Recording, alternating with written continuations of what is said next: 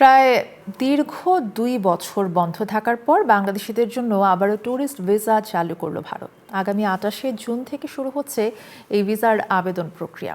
বিকেলে ঢাকায় Indian visa application centre পরিদর্শন শেষে সাংবাদিকদের এ কথা জানান বাংলাদেশে নিযুক্ত ভারতের হাই কমিশনার দীনেশ ত্রিবেদী।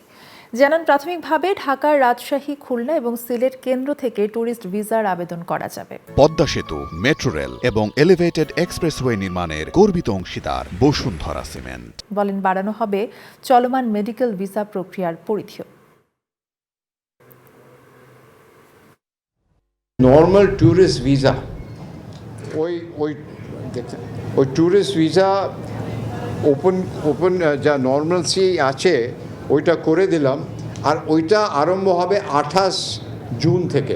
ওই নর্মাল ভিসা অপারেশন যাকে বলে for tourist visa. Medical visa তো এমার্জেন্সিতে আগে সাবমিট হতো, ওইটা চলবে।